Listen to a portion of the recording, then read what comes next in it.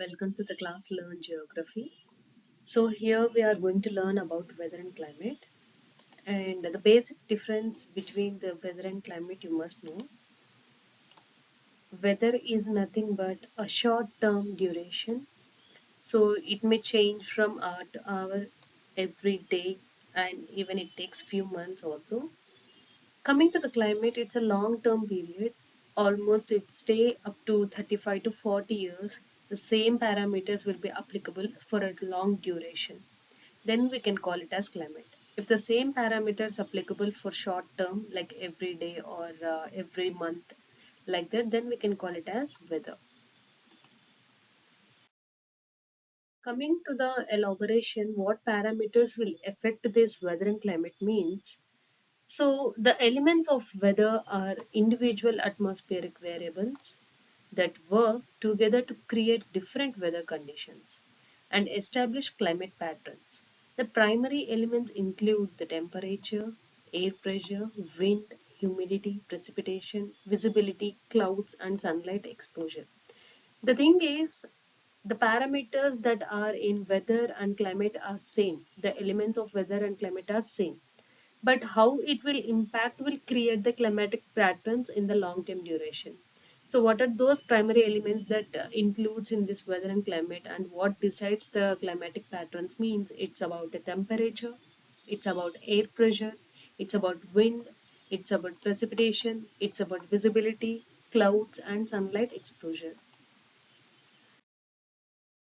So weather and climate same but differs in the time period. How it will differ? So these are all about the weather, the elements which consist in the weather, which influence the weather, and these are all about the climate, which influences the climate. So both are same. If you look here in this slide, both are same. But the thing is the duration, the difference is in time period only.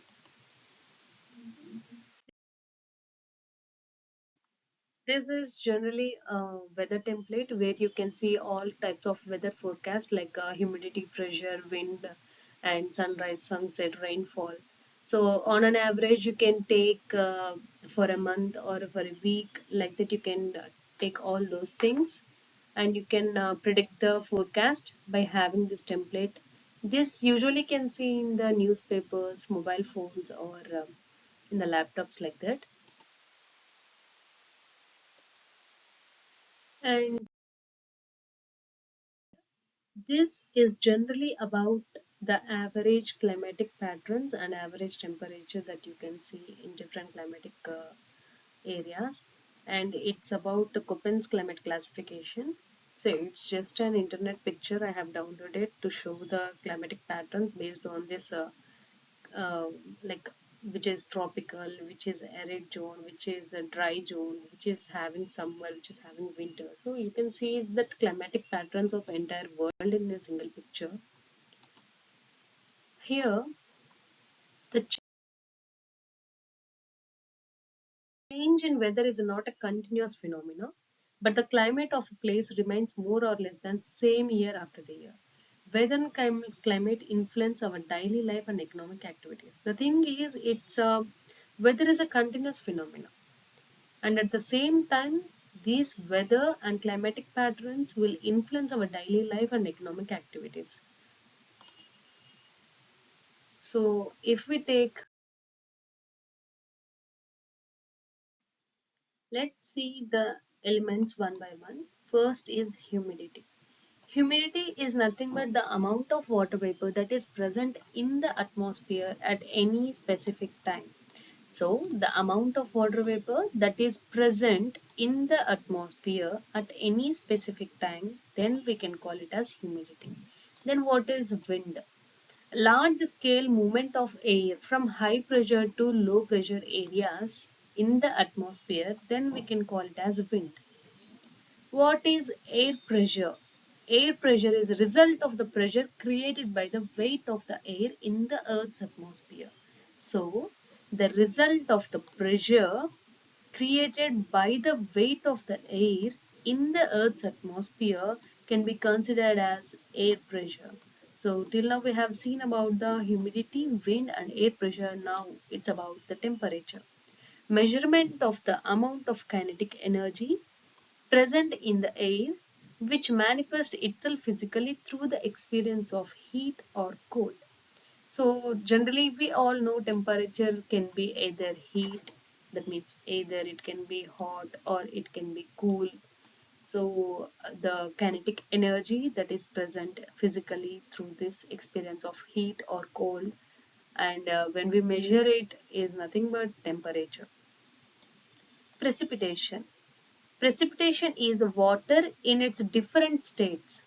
So we can see different states in the sense nothing but liquid, solid, vaporous, like that, which form after condensation turned water vapor into its liquid or solid form, which falls to the ground after it becomes too heavy to stay suspended in the air. So nothing but here they are explaining about, they have given a definition about the water content. Either it can be solid or liquid or vaporous. So what will happen when the condensation happen? It it will become too heavy to stay in the air.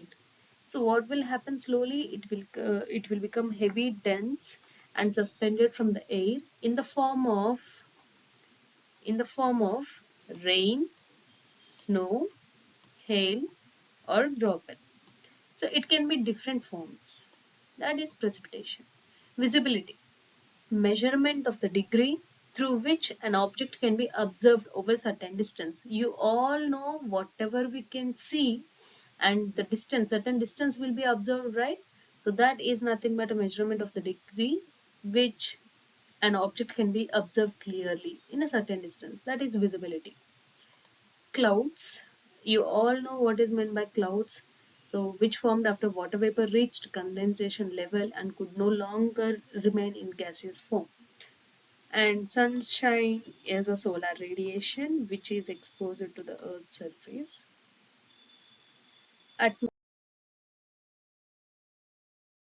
Atmospheric temperature and its measurement. So, first thing you should observe is the incoming solar radiation is nothing but insolation. The incoming solar radiation is nothing but insolation. Terrestrial radiation means at night the heat which was observed during the day will be reflected back into the atmosphere. This is called terrestrial radiation. So when the sunlight received by the earth, we will get the incoming solar radiation, we call it as insolation. But the same energy or the same heat which was observed during the daytime will radiate it back into the Earth's atmosphere, then we can call it as terrestrial radiation. And you can see one of 200 millions of solar radiation. And the thermometer is generally used to measure the temperature of free moving air. You all know what is the measurement instrument to measure the temperature is nothing but thermometer only. And you can see in a different formats, one is Fahrenheit and another is Celsius. And generally the temperature will have a freezing and boiling points. It's about the atmospheric temperature and it's how we can measure it. And the mechanisms of heat transfer if you take. So how it formed. So first thing is it is having a radiation. So here a kind of convection you can see. That means slowly it is turning into cool water. From the cool water to it is going into the state of heat. Then it is evaporating and it is taking a form of a vapor state, like a gaseous state it is taking. You know what? Cool water is having more density compared to the warm water. So the warm water can easily go up in a form of vapor compared to the cool water. When it again becomes cool, no longer it can stay in the gaseous form. So again it will come down as a precipitation in the form of rain. This is how the clouds, how the rainfall takes place. So heat is the quantity of energy which makes things hotter whereas temperature measures the intensity of heat or the degrees of hotness. So you should know the difference between heat and the temperature. Okay, heat is the quantity of energy which makes the things hotter, whereas temperature means it's about how much intensity is there in that heat. It will measure in the degrees. That you should know the difference between heat and temperature. We all are learning about the different heat zones of the earth, and near the equator, just above the equator and below the equator, we have torrid zones, and just above it we have temperate zone, where you can see the moderate climate compared to the torrid zone. Moderate climate you can see in the temperate zone, whereas in the torrid zone what you can feel lot of heat you can see, because the sun rays over there is very vertical and directly reach the earth's surface. So coming to the temperate zone, northern temperate zone and southern temperate zone, the sun rays is a slant in the position. And if you take the frigid zones of northern part and south part of globe, I mean the earth, what will happen? The sunlight is extremely slant. So hardly it will reach the North Pole and South Pole. So the temperature is like frigid over there. Heating of the atmosphere, the air resting over the Earth's surface gets heated due to contact with the hot surface of the Earth. So, how the atmosphere is getting heated? Heating of the atmosphere is taking place, that air resting over the Earth's surface gets heated due to what? To contact with the hot surface of the Earth. This heat is further transmitted to upper layers and the atmosphere is heated. Generally, we will say today it is so hot, so warm, and we are feeling, sometimes we feel suffocating. So, how it is happening? How the heating of the atmosphere is happening? So how means you should able to explain from the next time that because of the earth's surface which was heated due to the contact with the hot surface of the earth, the air which is in contact with the earth's surface is simultaneously getting heated, and when the heat is absorbed into the air, what will happen? The upper layers of the earth, that means slowly the atmosphere is also heated up. Distribution of temperature, it varies from place to place and even country to country, and you cannot record the same kind of temperatures at two different places. The thing is, in general, the amount of insolation, that means whatever the energy from the sun in the daytime we are receiving, decreases as we move from the equator towards the pole. As I mentioned you earlier, near the equator the sun rays directly falls. When you reach towards the poles, the sun rays becomes extremely slant. On the basis of the amount of heat received by the surface, the world has been divided into three zones. What are those three means? A torrid, temperate, and frigid zone. And here also in the southern part of world, you can see torrid, temperature, frigid zone. Now, atmospheric pressure. Air too has weight. That means air is also have weight. Like our body consists, like our humans or animals, whatever the thing, we have our own weight. Like that, similarly, air also has its weight. So how can we measure the atmospheric pressure? So temperature, if you take, it measured through the thermometer. What about the atmospheric pressure? So which kind of instrument do we need to use? It is barometer. The normal atmospheric pressure at a sea level is about 76 centimeters of the mercury column in the barometer. So it's a normal thing. So normal atmospheric pressure at a sea level is about 76 centimeters of the mercury in the barometer. Mercury column in the barometer. The weight of an air column standing over a 1 square centimeter area of the earth is more than 1 kg. That means 1 kilogram of weight will be there, more than that. Millibar is the unit of for measuring atmospheric pressure. So we have some units, some universal units will be there to measure. Suppose if you take weight, we will measure in tons, kgs, like that. Same like that, atmospheric pressure can be measured in a unit called millibar. It varies from place to place, time to time. So why it varies means due to some factors. What are those factors? The temperature of the air, density of the air, height, height of a place above sea level, the amount of moisture present in the air. So these four things will influence the atmospheric pressure, which even takes place to vary from time to time, place to place. So the thing you have to observe is the temperature of the air, density of the air, height of a place above sea level, and moisture present in the air, the amount of moisture. So the air moves from high pressure area to a low pressure area due to expansion and contraction of air. So we generally say that what is meant by wind or something. We give a simple definition that the large scale of movement of air which is moving from high pressure area to low pressure area. But we should able to say that how it is moving from high pressure area to low pressure area means due to an expansion and contraction of the air, the wind is having its movement. And taking this to the next level, we have the weight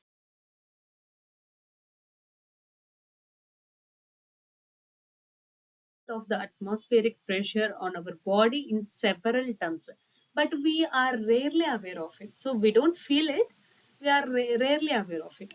This is because while air presses our body from all sides, our body also exerts counter pressure to balance it. The tendency of the atmosphere is it decreases with increasing in temperature and with an increase in altitude. So you can see it very clearly. The atmospheric pressure decreases when it is having increase in temperature and with an increase in altitude also. So you can see a controversy thing that when the atmospheric pressure is decreasing, the altitude and temperature is increasing. And moist air exerts less pressure than the dry air. So you should notice that moist air is exerts less pressure than the dry air. That means dry air is putting more pressure.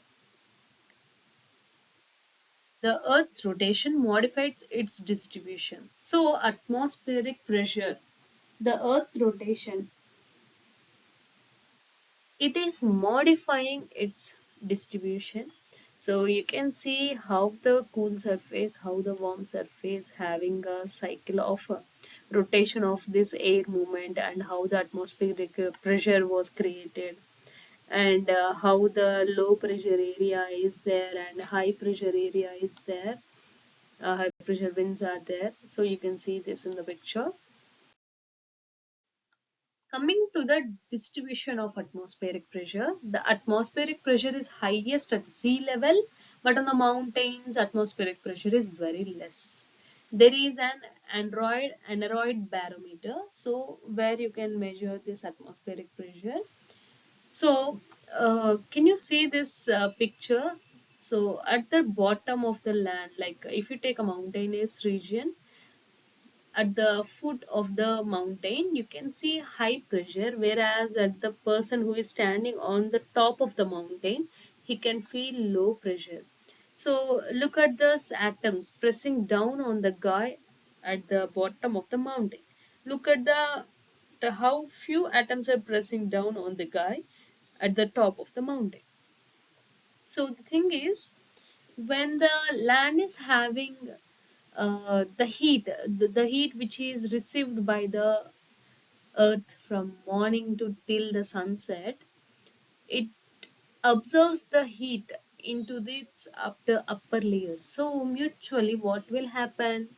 The air, the layers which are very close to the Earth's surface will easily get the heat and it absorbs the heat. When the layers of the Earth absorbs the heat, what will happen? The air molecules will become warm and you can see a lot of heat over there. So we already discussed dry air is having much pressure compared to the moist air. So when the warm is at the lower levels, what will happen? The water which is there on the earth's surface or moist whatever there on the earth's surface, slowly it tries to evaporate into the topmost layers of the earth, and What will happen?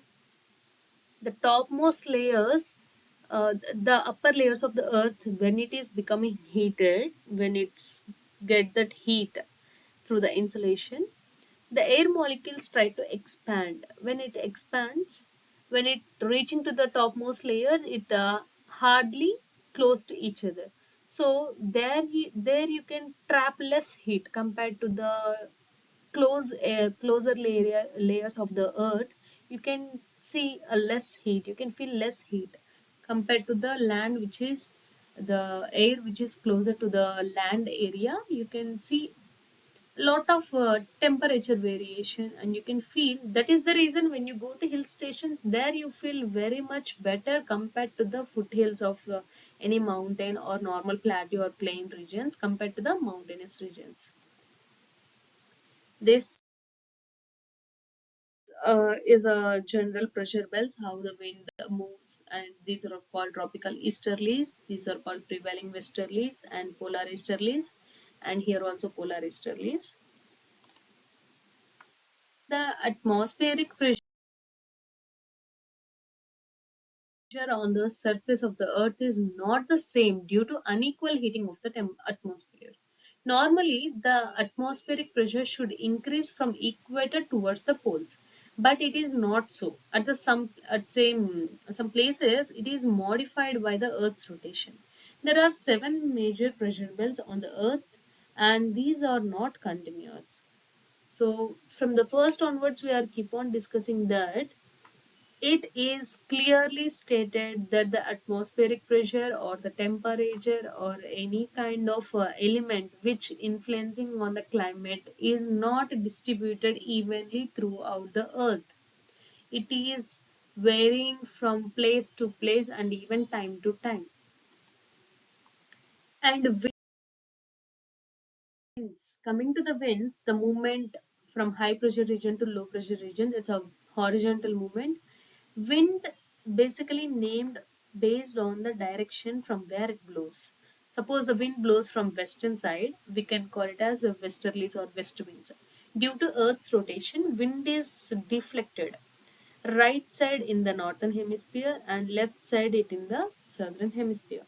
In 1805, a British naval officer named Sir Francis Beaufort devised 13 level scale to represent the strength of the wind. So you should notice this naval officer has uh, represented 13 scale levels of scale to measure the strength of the wind, and which indicates from absolute calm conditions to the hurricane. And wind vane is nothing but it helps to find out the wind direction. Anemometer is nothing but the speed of the wind. So the atmospheric pressure can be measured by the barometer, the temperature can be measured by the thermometer, and the wind speed can be measured by the anemometer. And what is this wind vane? Wind vane helps to find the wind direction. And just now we have discussed in 1805, a British naval officer called Beaufort gave a 13 level scale to measure the speed of the wind. It is Beaufort scale. It is, you can see, it is from calm, which ranges up to 0 to 2 kilometers per hour, and then light air, light breeze, gentle breeze, moderate breeze, fresh breeze, strong breeze, high wind, gale, strong gale, storm, violent storm, and hurricane. So in these pictures, if you observe, the you can see a slight variation in this water body, and at the same time in these trees. So it is calm here, slightly moving. So if you take this one moderate breeze, it's moving to the left side, and fresh breeze it is moving, and you can see a ripples on the water, small, it's kind of waves. And this smoke which is coming from here is straight vertical, it is going up to the sky, but here it is moving to the left side, and here also moving to the left side. And here some kind of waves, you can see it is pushing towards the land. And if you take this violent storm and all, drastic change you can see compared to this calm condition, violent storm and storm, gale. So it's like some kind of disaster we can say. This is Beaufort scale. Coming to the types of wind, we have three categories. One is planetary winds, periodic winds, local winds. See, planetary winds means it blows constantly in one direction throughout the year. That is planetary winds. This originates due to presence of permanent high pressure and low pressure belts on the surface of the earth. So why it is originate and how it is originating means the permanent high pressure and low pressure belts on the surface of the earth is the reason that the planetary winds are originating. The main types were trade winds, westerlies and polar winds. In this planetary winds, you can see the trade winds, westerly winds and polar winds. Periodic winds means it blows in a particular direction in particular of a day or a year. So it is happening throughout the year, but it is happening particularly of a day or a year. This caused by the unequal heating and cooling patterns of the Earth's surface and localized difference in the atmospheric pressure. The main types were monsoon winds and land and sea breezes. You can see over there. Coming to the local winds, local winds blow over small areas for a short time. So, local winds in a small area, in a short time, it will blow. So, most of them are seasonal and their names are usually derived from regional languages. So, few examples I have mentioned here. Example over like Lu, Chinook, Fahen, and Hermatan. So these were the local names which are given by the regional from the regional languages.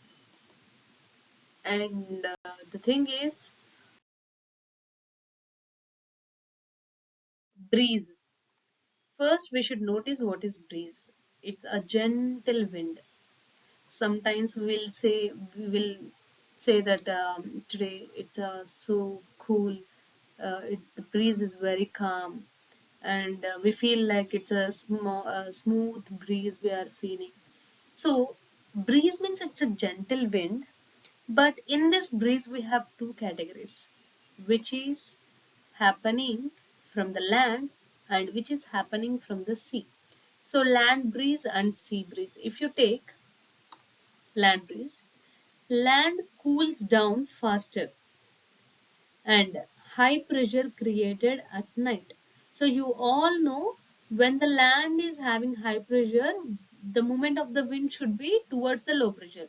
So land is having high pressure means ultimately the water body is having, the sea is having low pressure. So during the night time, from the land to sea, this is how from the land to it moves towards the sea, and again during the daytime from the sea to towards land it will come because land heats up faster, creates low pressure created during the daytime. So wherever the low pressure is created, so what will happen? You should notice that high pressure to low pressure only the wind will travel. That means the air travels from high pressure area to low pressure area. So during the night time, the land is having high pressure. So during the night time, you can see cool air. You can feel the coolness on the land. During the daytime, the land is having warm conditions. So a lot of heat you can see. So during the daytime, you can see the sea breeze. During the night time, you can see the land breeze. You can simply remember that land breeze means the wind that is moving from the land towards the sea, and it happens during the night time. And one more thing is about the sea breeze, the wind which is moving from sea towards the land during the daytime. That is the blind mark you can remember. And coming to the elements, we have discussed moisture, evaporation, humidity, condensation, precipitation. And here in the picture I have given a types of clouds. Usually we can see this nimbostratus clouds and cumulonimbus clouds. during the rainy season and all. And sometimes we can see this kind of stratocumulus also, and this also we can see this altocumulus and cirrocumulus. So this is the just to have an idea about types of clouds and how it forms in the sky. You can see this kind of things. Coming to the rainfall, we have three categories. One is conventional rainfall, and another is orographic rainfall, and the final is cyclonic rainfall. Conventional rainfall means near the hot surface of the earth it will occur. That means it occurs due to heat. Okay, the evaporation of water will happen, the warm air like this of evaporation of the water will happen, the warm moist air will rise into the atmosphere, and when it becomes cool it turns into water droplets, nothing but the rain. It is a form of precipitation. This is conventional rainfall. Orographic rainfall means it occurs in the mountainous region. So from the sea level what will happen? The winds. Again here the clouds will form. This is a windward side. Leeward side means rain shadow. So here you won't get rainfall. This is rain shadow region. This is cyclonic rainfall. That means common in the belt of westerlies. Generally where you can see the cyclonic rainfall means where the warm air and cool air meets. And here you can see a front. In this front you can see rainfall. Generally where the warm air and cool air meets, there a front will form. In that front zone you can see the rainfall. And that is about the weather and climate. Thank you all.